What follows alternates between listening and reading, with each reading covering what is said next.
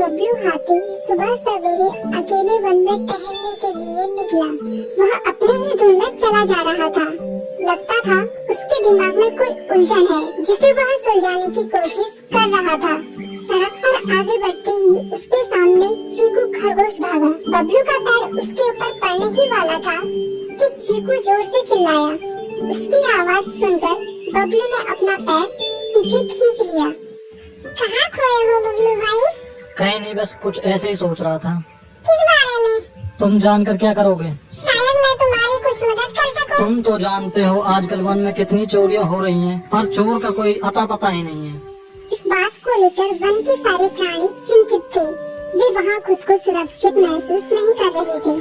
अरे चीकू भाई, हम मजबूर हैं। हम चोर को पकड़ ही नहीं पा रहे हैं। वह बहुत चालाक है और अपने काम को बड़ी कुशलता से अंजाम दे रहा है। कहीं कोई सबूत ही नहीं छोड़ रहा। हमारे राजा इस बात को लेकर बहुत चिंतित हैं। यही कारण है कि हम सब इस बारे में सोच रहे हैं। अब तुम मेरी इसमें क्या मदद कर सकते हो? मैं कुछ सोचता हूँ, हो सकता है मुझे कोई उपाय सूझ जाए। प्रयास करने में कोई हर्ज तो नहीं है। तुम ठीक कहते हो चीकू, लेकिन वन के गुप्तचर भी अभी तक इसका कोई हल नहीं निकाल सके। इतना कहकर वे चुप हो गए। बबलू की बातों ने चीकू को सोचने के लिए मजबूर कर दिया। चीकू को उदास देखकर बबलू बोला, तुम अपना मन छोटा मत करो। मुझे अच्छा लगा कि तुमने मेरी परेशानी को समझा। कभी मैं भी इस वन के लिए गुप्तचर का काम करता था। एक बार मेरी टांग टूट जाने से मेरे अंदर फुर्ती नहीं रही। तब से मैंने यह काम छोड़ दिया। चीकू, तुम चाहो तो यह काम दोबारा कर सकते हो। वन के प्राणी ज्यादातर दिन में भोजन की तलाश करते हैं, वे रात को आराम करते हैं। तुम दिन रात दोनों में ही भोजन की तलाश में निकल सकते हो। हो सकता है रात को तुम्हें कुछ ऐसी बातों का पता चल जाए जो हमारे काम की हो। हाँ बबलू, तुम ठीक कहते हो। मैं आज रात को वन में घूमकर इस बात का पता करने की कोशिश करता हूँ। थोड़ी देर बातें करके चीकू अपने बिल की ओर बढ़ गया और बबलू अपने रास्ते चला गया। चीकू के दिमाग में अभी तक बबलू की कही बातें घूम रही थी। उसे समझ नहीं आ रहा था वह बबलू की मदद कैसे करे। दिन भर वह उसी उधेड़-बुन में लगा रहा। शाम होते ही चीकू कुछ सोचने लगा और वह चुपचाप बिल से बाहर निकल आया। चीकू की पत्नी ने देखा तो बोली, इस समय कहाँ जा रहे हो? बाहर खतरा है। खतरा तो सुबह भी रहता है, लेकिन खतरों से डरकर हम भूखे तो नहीं मर सकते। मैं बाहर घूम कर आता हूँ। इतना कहकर चीकू रात को बिल से बाहर निकल आया। कुछ दूर जाकर उसकी नजर बंकू उल्लू पर पड़ी, जो कुछ ही दूरी पर था। वह पेड़ की डाल पर बैठा अपनी गर्दन चारों तरफ घुमा रहा था। वह तेजी से पेड़ की एक डाल से दूसरी डाल पर उड़ रहा था। बंकू की नजर उस पर नहीं पड़ी थी। कुछ सोचकर चीकू पेड़ के पीछे से बाहर निकलकर थोड़ी खुली जगह पर आ गया और वहाँ से बंकू उल्लू को देखने लगा।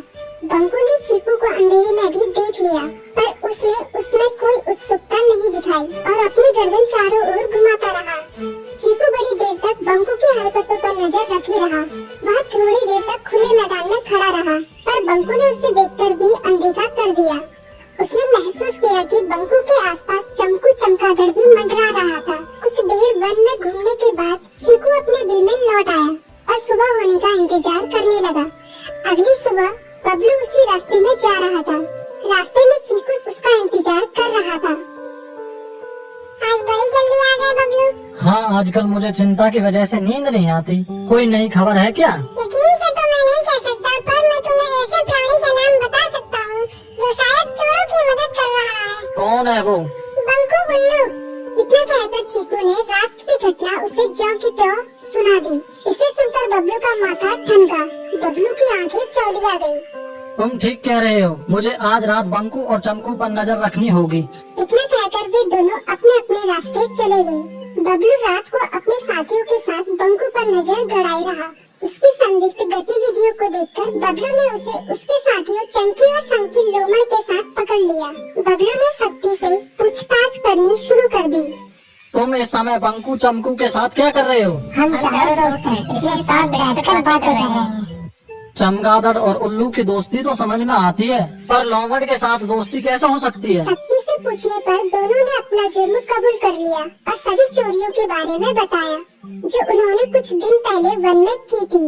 बबलू ने उनके चोरी का सारा सामान भी बरामद कर लिया। बंकू और चमकू को अभी तक समझ में नहीं आ रहा था कि वो इतनी आसानी से कैसे पकड़ में आ गए।